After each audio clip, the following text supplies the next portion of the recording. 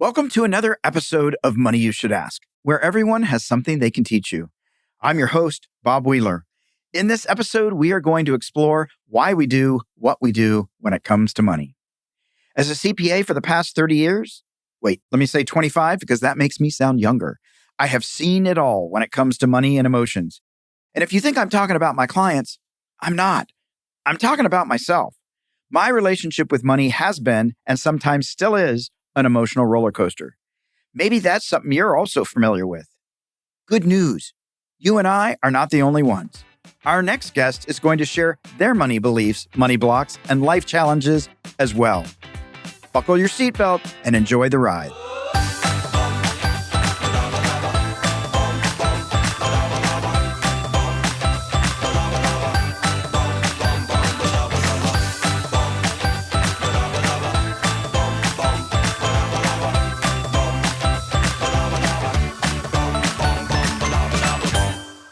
Brighton Gbarazia is a financial and real estate expert with over a decade of experience working for some of Canada's largest banks and credit unions as a financial advisor and mortgage underwriter. As the CEO of Wealth Marathon, Brighton provides sound and straightforward financial advice to young professionals and families in Canada to help them create the kind of wealth and financial success that only comes with long-term planning and proper execution. His recently released book, Master Your Mortgage, offers a behind-the-scenes look into what the bank won't tell you so that you can truly understand. Born in Nigeria, Brighton currently resides in British Columbia. When he isn't talking about money, you're likely to find him planning his next international trip or running in the nearest half marathon. Brighton, welcome to the show. Thanks, Bob. Thanks for having me on. Excited to be on. Absolutely. Well, I'll be honest, when somebody said, hey, will you interview this guy who's written a book on mortgages? And I thought, riveting. I know. Try being the one that wrote it. Super exciting material, right? That's when I tell people I'm an accountant or people do actuarial tables. It's like, oh, I think I have to go. But here's the thing. What I love about this book, and we'll get into all of this, is you didn't just write a book with facts, because facts are always just a part of the story when it comes to money. Yes. Whether it's a mortgage, whether it's investing, all of things, buying a house. There's that whole emotional component. And so we need the facts, but we also need to be aware of how we get excited. We are in a financial position where I just got to make this happen, even though the numbers don't add up, because it'll somehow work out magically. And I think what you do a great job of is bringing in some of those other components so that it's not just a rate is this, and you have to pay it over 30 years. You also bring in these other pieces that really help people to understand, oh, that's what's going on for me. I read a lot of the book, so I know where you're coming from. But for a lot of people listening, can you tell us how you got into this? You originally thought, hey, I want to be a financial advisor, which was sell. Then you wanted to do this not just for yourself, but you wanted to help people because of your own experience and because of your parents. So can you just say a little bit more to that, this journey of how you got here? Yeah, thanks, Bob. You're absolutely right. And I think I've listened to a couple of your podcasts and you've kind of hinted at this, which is money is difficult because we're human beings and we have emotional touches. It's that simple at some level. So I'll go back to my story. I'm a kid, immigrated from Nigeria. My parents came to Canada and they didn't know anything about how the system worked here in North America. They came from a society where everything is usually paid by cash because there's no credit back then.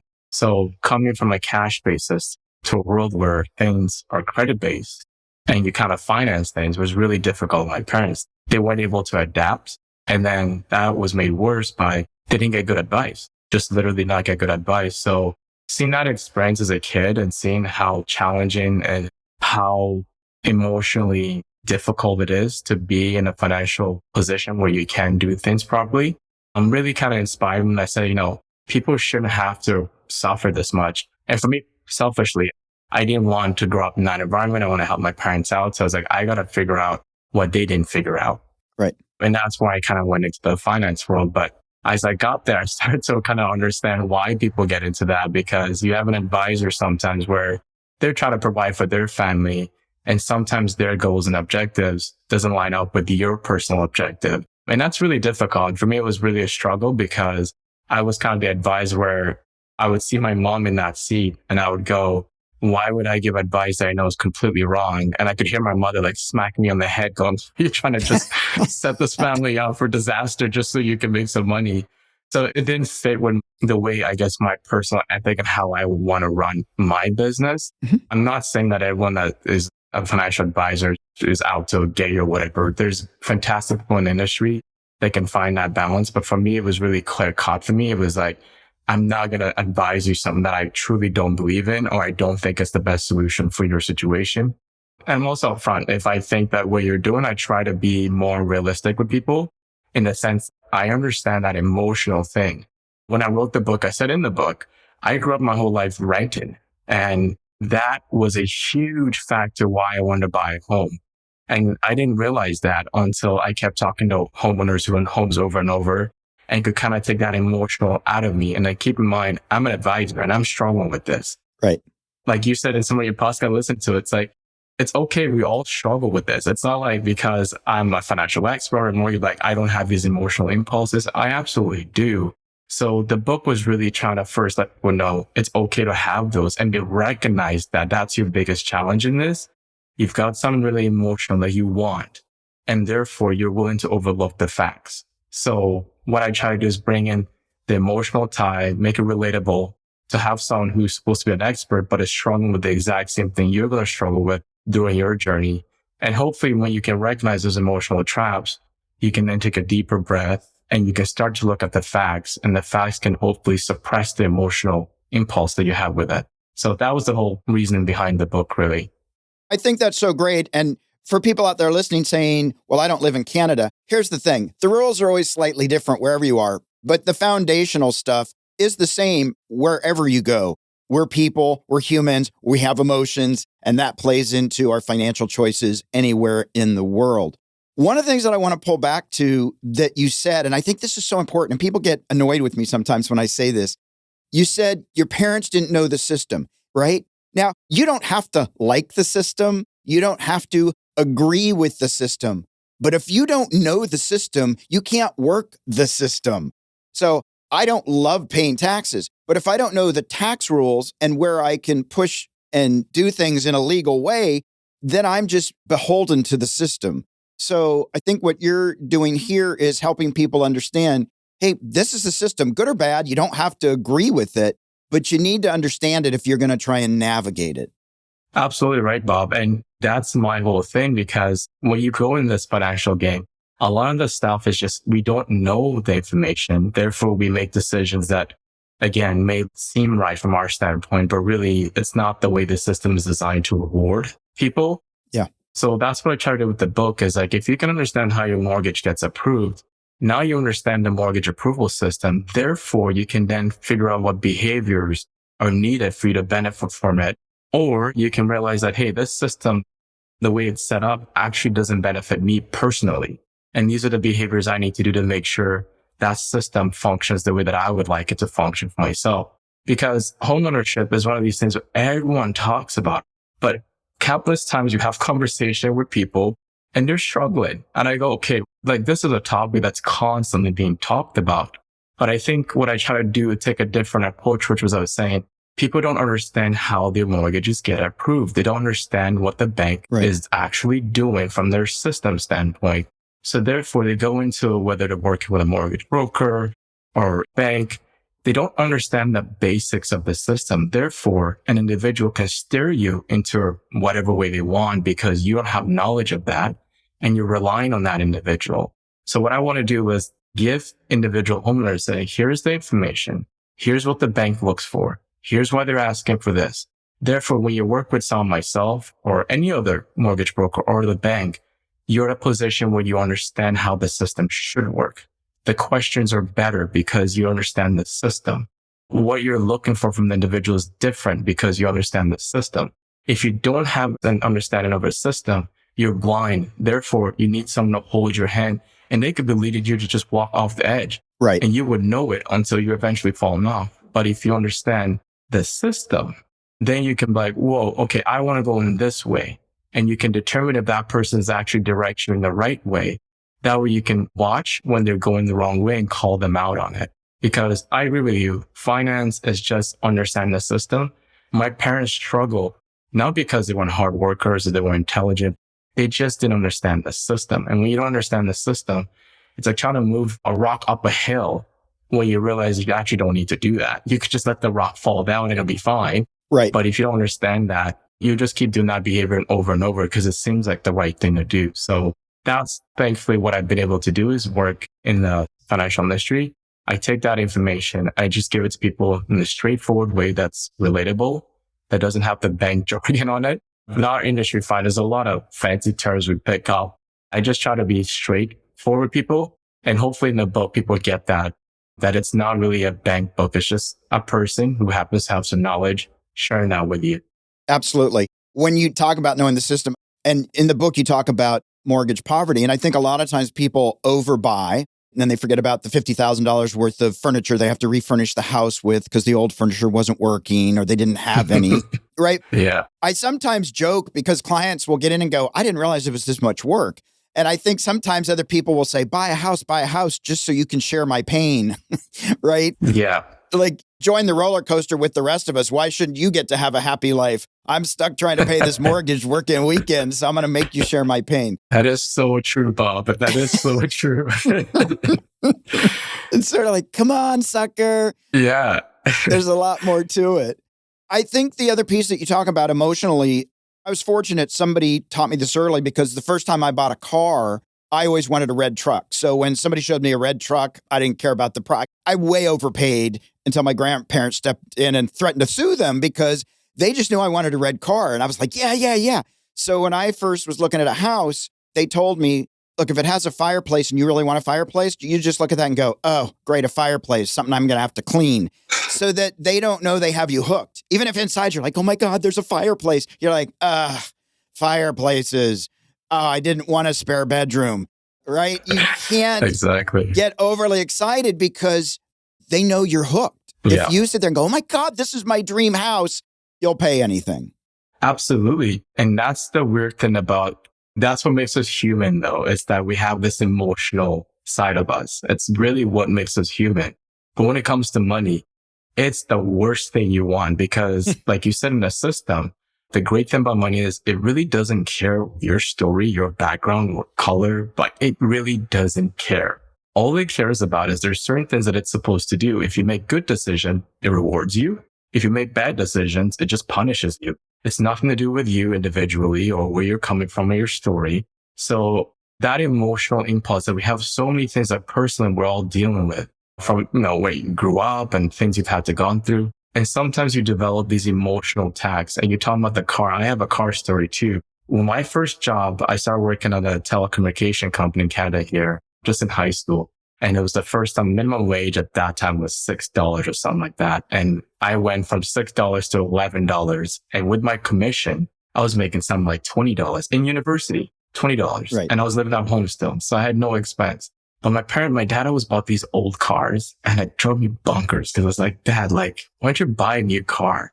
Right. So of course, me being this naive idiot as a young person, making all this money, feeling good about myself. What do I want to do? Yeah. Buy a brand new car. Buy a brand new car. Yeah. Buy a brand new car. I took my dad in. I was so proud. I'm like, oh, he must be so proud. Look at his son. I'm going to drive in the neighborhood with a brand new car. We're going to see that my parents have raised a good kid and now I'm doing well. And what I didn't realize at the time is A, it's a depreciating asset. B, that's like $350 a month that I'm giving away at my prime age, where if I put that money in compound wise, I could make way more money. Right. Till today, Bob, I have that car to remind me that I'm like that. I have to have those triggers to remind me like, this is what happens when you do things sometimes that in the moment, they're great. But again, was I doing it to show off? No, I was trying to show my parents they did a good job. And my way of doing that was getting that new vehicle. That was an emotional driver for me. It really wasn't about the car. I just wanted my parents to feel proud so other people could feel proud in front of other people. Right. But it was a poor financial decision. My dad was trying to tell me, you don't need this right now. I had an old car, Nissan, but it kept breaking down. So I was just getting frustrated. My dad kept telling me, just fix it. It's cheaper for you to fix it than to have a car made for the next 6 years. And he was absolutely right. But at the time, my emotional driver was trying to make him proud. And I didn't recognize that that's what was driving me to get that car. And when it comes to money, that's really it. I focus on trying to get people to understand what is it that's driving you, because it's not just you want the car, but why do you want the car? Figure that out. And then you may find out you don't need the car. Right. Maybe what I needed was just to tell my dad, hey, Dad, I'm really proud of the way you've raised me. Thank you for everything you've done. And you know what? Someday, hopefully, I can repay you back when you're older and take care of you. Maybe that's all I need to do. Right. As opposed to spending $350 a month. But you live and learn, right? You live and learn. And often we use money instead of just having a real conversation. It's easier to throw the money at it, whether it's a difficult one or just saying, I really love you. Sometimes easier to just throw out the money and not have to be that vulnerable. Yeah. Then again, I don't know if my dad would have, he'd probably from that generation, be like, why are you telling me you love me? It's like, what's wrong with you? What's wrong with you? Yeah. Now, your dad gave you a couple of other pieces of advice. He told you to avoid extreme positions. Mm-hmm. And he said that you should spend more time judging your own actions than judging other people's. Yes. Was that something that came easy? Or were there some hard lessons where you might have taken an extreme position or spent time judging other people's actions instead of your own? Yeah, I think the extreme position was easy because I saw it growing up. This is the thing I would say to people. Like, we tend to judge people by what they do, but we judge ourselves by what we say. Right. So my dad was very good. My parents behaviorally, like they were always doing the things that they were saying. So for the extreme position came as just my dad was doing that. He never was an extreme position person. He would have a conversation. We'd always have people at our house and he would debate his position passionately, but never to an extreme position. Afterwards, he'd be the guy like, hey, let's hug it out. I see where you're saying your point. I could take my position down. We could meet in the middle somewhere. So I saw that, and growing up, that's kind of how I was because that's what I saw. I didn't know any different. Yeah. But I saw there was a lot of people who were very extreme in their positions and they couldn't move off it. And I think what I saw my dad doing is I saw that if you take an extreme position, it becomes a part of you. And what I mean by that is when you take something that you truly believe in that's part of you, it's hard to give that up because essentially you're kind of killing yourself. Right. So there's very few things you should take such a position on, which is maybe your family. If someone's going to hurt, that may be a position where you say, I'm going to take an extreme stand. But when it comes to life and just dealing with people, very few things require you to take extreme positions. You can always find a middle ground somewhere because at the end of the day, those positions are not going to be a life and death situation. But if you build it up to be in that manner, you certainly will take that position. For the second one, regarding to judging myself, yeah, that one's, I think, is a life journey for all of us. Mm-hmm. I think we all get caught where we realize, oh man, I was a little harsh there. I didn't really understand the full facts. I didn't understand this person was going through this and I was judging and blah, blah, blah. So as I go through that in my life and I start to see as you get older, they say you start to reflect more and you start to see how you also can make great decisions. And what I try to do now is be more like looking at my decision because I have a lot of work I need to work on. Right. And certainly the work that I need to work on myself is enough to keep me busy. I don't have time to constantly look at Bob and constantly judging him on every single thing. But I can help Bob out if he wants that. I can give him some feedback. Yep. But my position isn't to be spending time belittling Bob because I have a lot of stuff I need to work on and it'll keep me busy for the rest of my life. So that's the way I've kind of looked at it now. But it's still a hard thing because as you go on, you make mistakes and you learn. But ultimately, I've just learned to adopt that, which is I look more at what I'm doing and less about what others are doing. And I'm looking at others. I try to be more sympathetic in terms of how I judge it because I don't know what that person's going through or I don't know what their background is. And most of us, I think, forget that. You may see an action from someone, but it's weird because to really judge something properly and fairly, you need to know the whole story. So it's weird for me to hear something about Bob and get upset about it when I don't really know your story. Right. Like it's weird. I'm judging you on something that I don't have the full context on. That doesn't mean your decision's right or wrong. It just means something I keep in mind, like I don't know Bob's whole story. So shouldn't I give him a chance to tell me his life story? And most of the time when you speak to people and you have the chance to talk to them, there's something remarkable that happens, which is you find out they're just human beings. Right. They make mistakes and then you're more sympathetic to them, which isn't the saying that that's okay. It's just you're more like, oh, there's a whole story human being here. And let's see what he can do next rather than what he did before, whatever it is, right? Yeah, absolutely. And when you met your wife, or now that you're with your wife, Yes. do you have these kinds of conscious conversations? Were you on the same page? Did you know that immediately? Because the reason I'm asking is I'm also aware a lot of people, their parents might have thought, don't take extreme position, but they didn't name it, right? Yes. And so some people don't know to pass on the rules because they didn't know they were passed to them. And if you're not having these intentional, conscious conversations, then some of that gets missed and some of it didn't get passed on. So I'm wondering the kinds of conversations you have with your wife, because a lot of people don't actually talk with their spouses, they talk at them.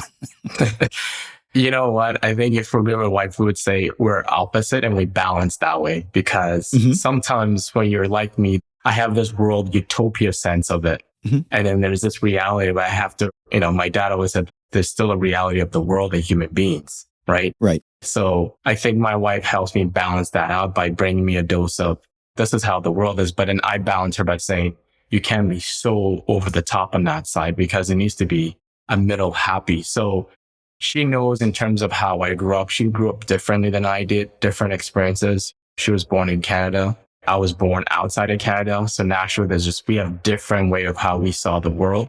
But the good thing with having, being with different people is that you bring different experiences to you and you learn that you're like, oh, I thought this way, but I see someone else is doing it something different. And that seems to be fine too. So maybe it's not one or the other, it's just preferences.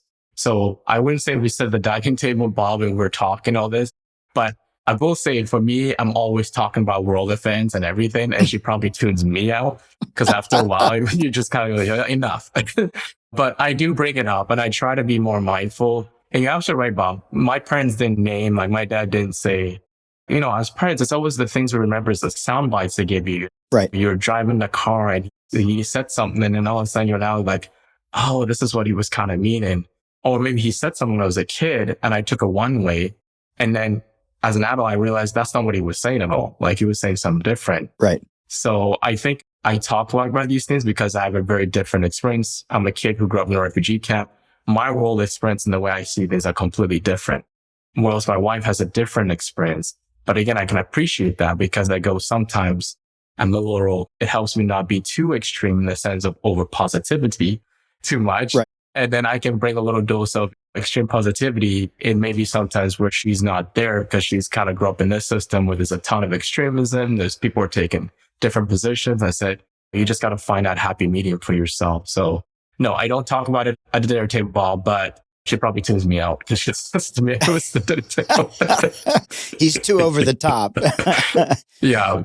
I have a kid now, and that's kind of the things I try to do is be more purposeful and kind of just saying the things I grew up with and the values that I think are important. And he'll make his own path, wherever that is, but it's just trying to be more purposeful with my conversation with him as he gets older, the things that I think are important. And again, hopefully he can figure that out because he'll grow up in a different time than I did when he gets older. Yeah. That's the hope, right? To make it a little bit better going forward. And absolutely. Maybe this time the kid will listen to the parent. I don't know. I don't know. I heard it's still just a folk tale now, and so we'll see. You mentioned the refugee camps and having a different experience growing up than your wife. Looking back at that, in what I was reading, it sounded like for you, the transition, it sounded like that it wasn't a difficult transition. You had friends there. You shared a space with people that you knew. Would you say that the refugee camps and having to immigrate to another country because of the violence going on in the community where your parents grew up, was that probably harder for them or harder for you? And did you feel a lot of the energy or the trauma that they may have experienced in having to pick up and leave their entire life behind? Yeah, I think it definitely was harder on them, Bob. No doubt about it. And the great thing I would say when you're a kid, and I think it's the thing we struggle with as we become older, kids just live in the moment. Yeah. Kids are not concerned about what comes next. They're just like, okay, I got my friends. I'm going to go play around and things are fantastic. As adults, we have context and we understand there's danger ahead. So we're trying to balance being present, but also prepare ourselves for whatever danger may come our way. So for me, it was just, okay, I don't really want to move. Why is my parents moving me? This is stupid. But okay, I got some new friends. Great. I'm playing. No problem. I'm not aware of the reality that's happening behind me because they're trying to shelter me. And being a kid, my brain isn't that developed enough to understand. I knew something was wrong in the sense like I knew that my parents were running from something. I didn't understand the significance of that till I got here and I was a little bit older. And then I started thinking, oh my gosh, they moved from like where they were born.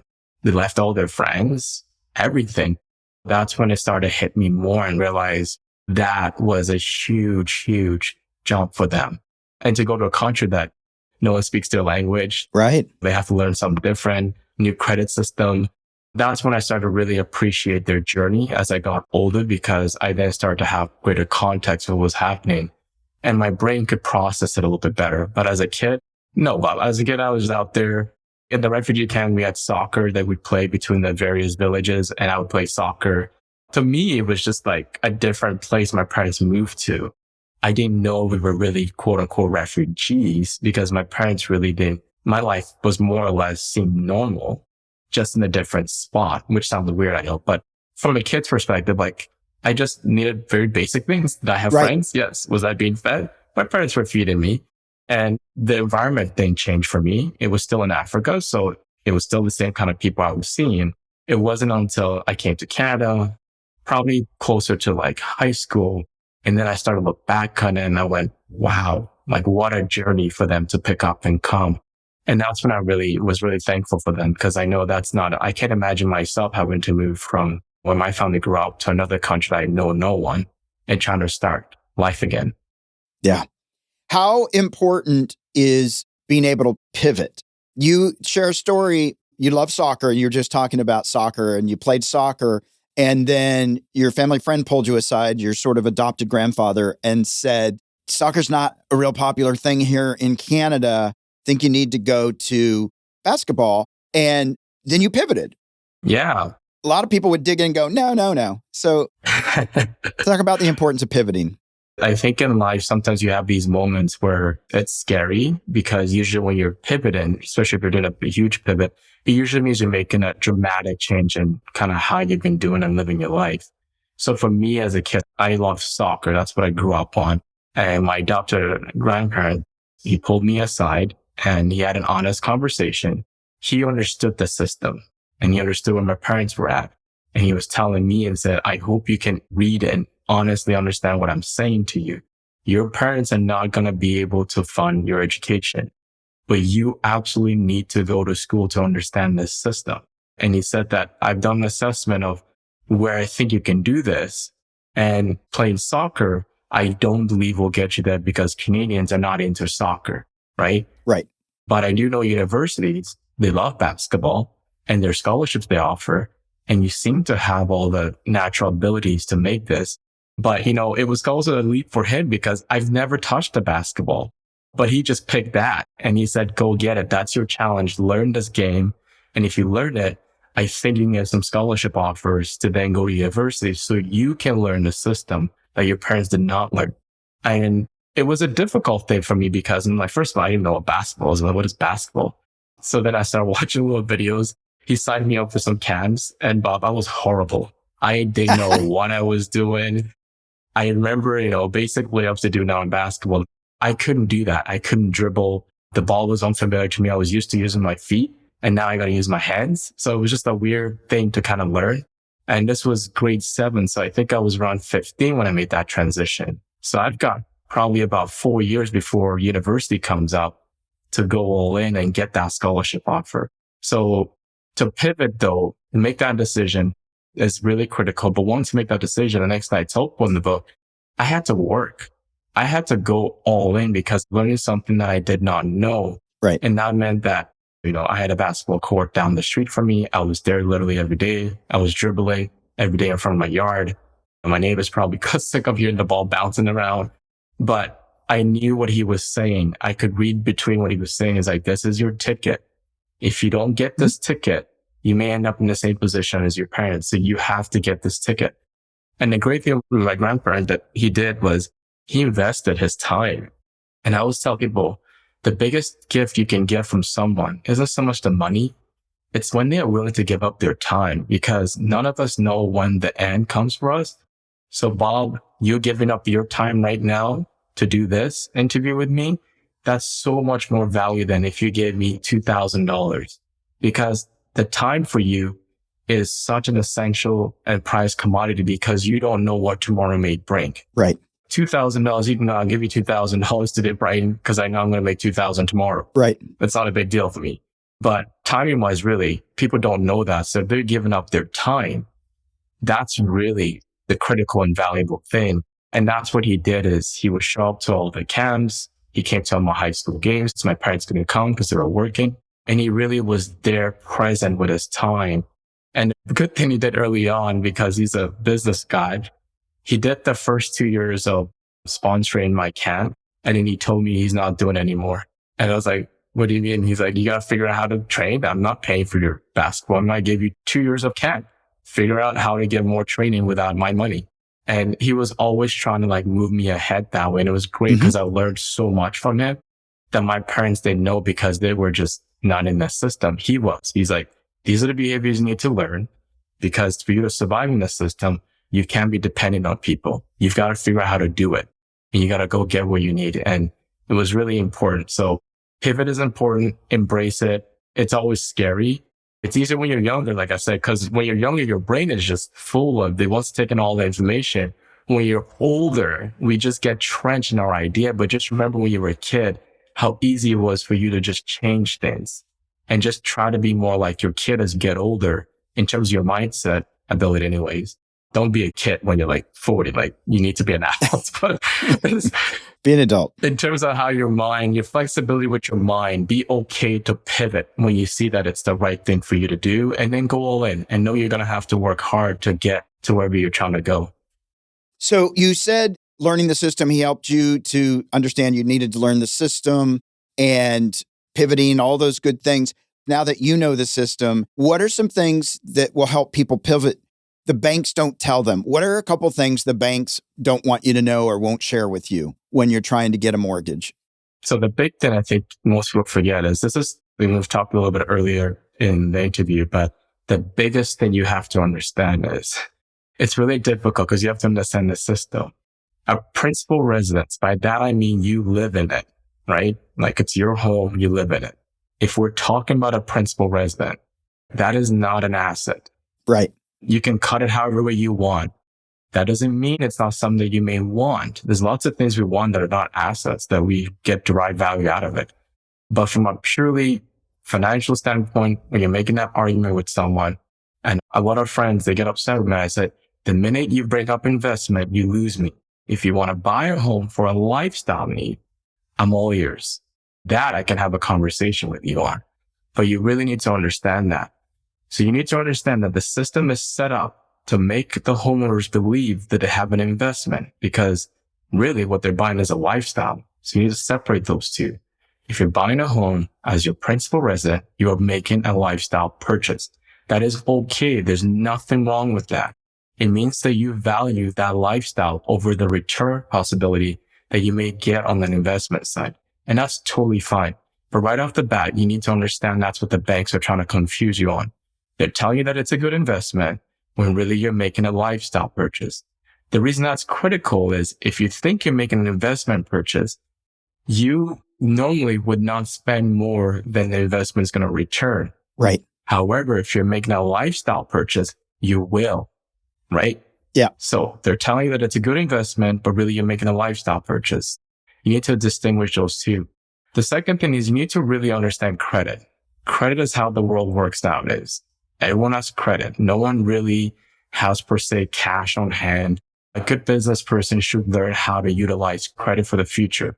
So most people with the banks doesn't really spend enough time teaching you that, because what they want to do is give you the credit and receive the income on the back end. Right. This is why I go to that first point. Remember, it's an investment for the bank. Why? Because they get someone in the home and then you pay them an income stream. They take that income stream and they sell it to other investors who need income stream. So it's not an investment for you as the homeowner. It's an investment for the bank. However, if you understand credit, what you can do is when you buy a home, you can leverage that credit to other things that might be investment.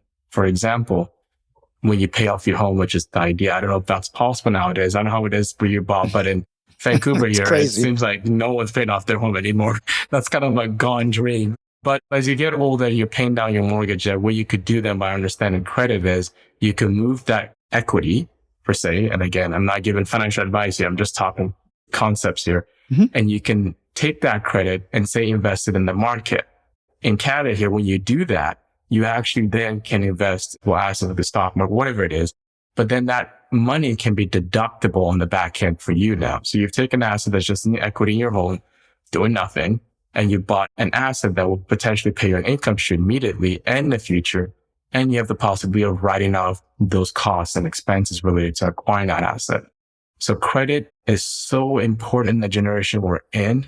And if you don't understand credit and you're still thinking in your parents' day of cash, that's important, but you really need to understand this new world of credit utilization, credit leveraging, and be smart about it and understand that if you're the one paying someone a balance, by that paying credit to someone, you don't have an asset. Someone's making money off of you. So you want to own a lot of things where you're receiving that income stream and not paying out that income stream. That's a long-winded answer, Bob. So No, that's all right. You know, what it makes me think of, though, when people talk about it being an asset, which I agree with you, it's not an asset. But I have this happen a lot with my tax clients. They'll sell their house and they'll come to me and they'll go, Bob, I think I'm going to owe a whole bunch of taxes on the sale of my house.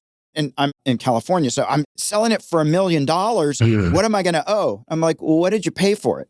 Oh, well, I paid $800,000 and we spent $500,000 on a new kitchen and a new bathroom and we put a pool. I'm like, you lost money.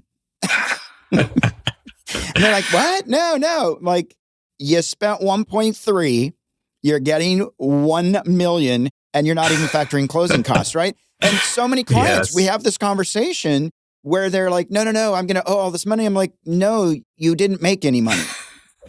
You're negative, and that's not a write-off. No, yeah. You know, it goes back to the point earlier where you said people try to get you to do things because they're miserable and they want you to be just as miserable as they are, right? So to me, that's the thing I didn't understand. But like, you're right, Bob. And that's before you factor like the operating stuff they've been taking care of, That's right. like the taxes. And so I'm not saying that you can't make money by buying a principal residence. Sure. I'm just saying that we debate this needs to be more honest and clearer so people understand.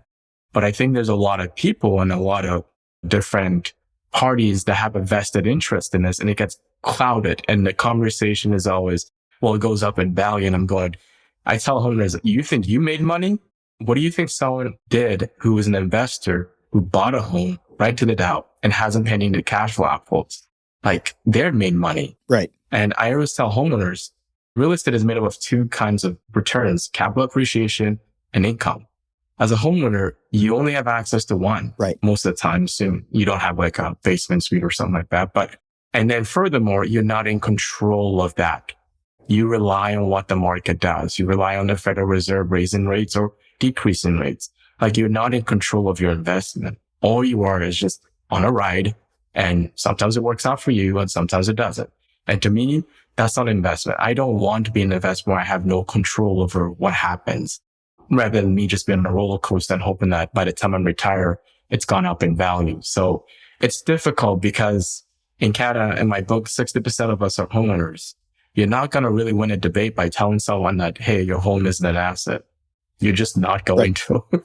Yeah. But, you know, and I know when you break down the numbers, it's not as pretty as they make it out to be. It's just not. Right. It's just not. Principal residence is an emotional purchase. A rental property investment is a financial purchase. Yes. And when you evaluate rental properties, you're actually looking at the value and the return versus, I have a fireplace.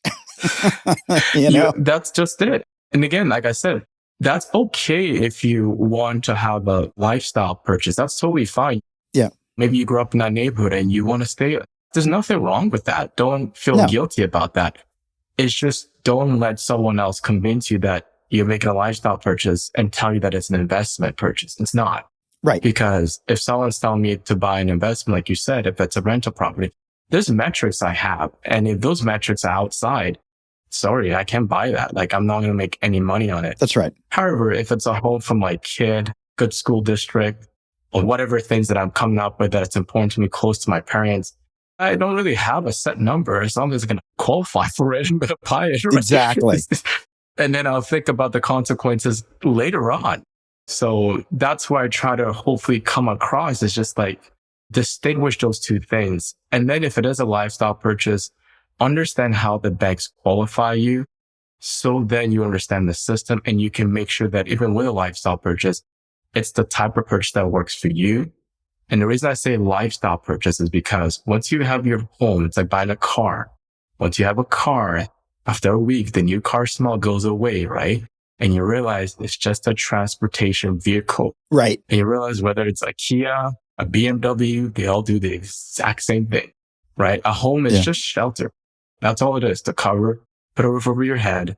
And you have to understand that what makes life enjoyable isn't the shelter. It's the other things you can do. Spending time with your family, traveling, saving for retirement, having options to go out for dinner. And if you have a roof over your head because someone told you it's a great investment, but you can't do any of those things, and really you're a personal lifestyle purchase, you're going to hate that investment and you're going to have a horrible lifestyle at the same time. So it's distinction about those two things and understanding basic rules like this. And this works for both US and Canada. The banks will take your gross income and they will qualify you for the mortgage amount. Yet they expect you to make the payment back to them based on your net income. So right off the bat, if you get approved from anyone and it's a $300K loan and you don't do any kind of assessment, you are over leveraged, over qualified. By default, you are, because they've taken an income that is not realistic as to what you actually bring home and qualified you on. And then they expect you to make the payment back on less income. Like, that just seems bizarre, right? Yeah. But again, if you don't work with the right professional, you don't understand the information and you're emotionally invested, of course, as long as it's 300K and you make 120K and you take that loan and you don't understand that, wait a minute, they're going to ask me to pay that back on the 100K I actually get back after tax and everything else. Why would I take that amount? That's not what I actually have at the end of the day, right? Yeah, absolutely. A lot of factors. Well, Brighton, we are at the Fast Five. We are at the Fast Five brought to you by Acorns. Acorns, where you can invest spare change, bank smarter, save for retirement, and more. For more information about Acorns, click on the link in the show notes. All right, so Brighton, we're going to just sort of jump in top of mind. What do you think the number one habit of the wealthy is? They're stingy. No, let me put a better way of saying that. Frugal? Yeah, they're very frugal and they track everything. And this is coming from someone who's dealt with clients who have had $1 million in the bank. They track everything. They know it. Everything coming in, everything going out. Yeah. I said stingy, but I'm being facetious, but they're just very diligent to track things. Yeah, absolutely. Has having money changed your outlook on the world? Thankfully, no, it hasn't. So I want to keep it that way. Yeah, absolutely. What's something that you will splurge on no matter what? Food and travel. Food comes first. And then if I don't have any left over, then travel is obviously done. Then you can travel and go somewhere else and find it. Exactly. What's your favorite thing about your job, about what you do? I get to meet different people in different situations and talk to them. I think it's great. Just meet people. They have unique stories. So I love just interacting with people and hearing their story and being part of that. It's awesome. That's cool. What's the one thing our listeners can start doing today in order to get home ownership sooner rather than later? That's a tricky one, Bob, because it depends on your market. I mean, I wrote a book on home ownership, but some markets, the traditional advice I would say here, where it's an affordable market, I would say save up, right? Obviously, because you need to save up to get the home. But I'm going to take a different approach. I think if you're in a high price market, and this may sound weird coming from someone who works, makes a living from brokering here, home ownership does not have to define who you are. So remember, it's a shelter game. If the system has changed where the way in which your parents did it is no longer applicable to you, it's okay to change. That's the very definition of being adaptive. You don't have to keep making the same decisions when the environment around you has changed dramatically. So that's what I would say is just home ownership does not have to define who you are. It is just shelter, and you can get shelters in many other forms. It doesn't have to be home ownership. Yeah, absolutely. Well, we had our M&M moment, our sweet spot, money and motivation. I'm wondering if you have a practical tip or a piece of wealth wisdom you could share with our listeners, something that's worked for you. Just keep going. Write your goals down. I know you hear that a lot, but it really does. You have to write them down because what happens is you then keep yourself accountable to it. A lot of things I'm doing, I wrote them down. I go back every year and I check them because if you write something down, now you've got a goal. If you just say in your head, you can let yourself off the hook because you didn't write it down. So write your goals down and know that you always have challenge in life. Like that's just being human, but you get one shot at this. So don't be afraid to fail. Fail many times. It's just learning, and then keep moving forward and find your happy space. And yeah, just keep moving forward. Awesome. Well, Brighton, this has been a great conversation. I love that you talked about being purposeful. I hear a lot of gratitude. We didn't talk about it a lot, but just really the appreciation for your parents and people that came in. And I know some of this I read and we didn't talk about, but how many people came in and helped guide you along. And so that being able to see that we don't do it on our own, that lots of little angels, beneficiaries that come in and help guide us and help get us to where we're going. So I really appreciated having this conversation and you sharing that, like, you've made mistakes, probably still make mistakes, right? Absolutely. That we're all in this process of learning and like we get one shot. So make it worth your while. That's right. It doesn't have to be painful. Life can be incredibly joyful. Brighton, where can people find you online and in social media? I'm on LinkedIn. So if you search my name, Brighton Gbarazia, but easier way is just to go to the website, www.wealthmarathon.com. And then from there, you can access all my socials and read any articles on the website as well. Well, awesome. We will put that in the show notes. Brighton, it's been wonderful. Yeah, thank you, Bob. This has been awesome. I love it. It's just conversations. So keep up the good work. Like I said, keep telling people that emotional. It's a trap. So we got to figure out how to get around it. It is a trap. Do you have a copy of your book? Can you hold that up? Show us your book. Oh, sure. Let me give it a sec. I just grabbed it behind me here. Yeah. So this is the book here and it's on Amazon. If you like it, let me know. And if anyone needs any help or anything, again, my contact's on there. So feel free to email me. Happy to help out. As Bob alluded to in the book, I'm a firm believer that we all need angels. So I'm happy to help out if I can. If I can't, hope I'll direct you to someone who can. Great. Well, Brighton, it's been amazing. It's been a great conversation. I hope people will check out your book, read your story, learn about why you like half marathons and why. Check out your book, read your story, learn about why you like half marathons and why running a marathon is like trying to create wealth. There's a lot of great stuff in there. Love what you're doing. And thank you so much. No, thank you, Bob. Thank you for the opportunity. Again, keep up the good work. Awesome podcast. Love it.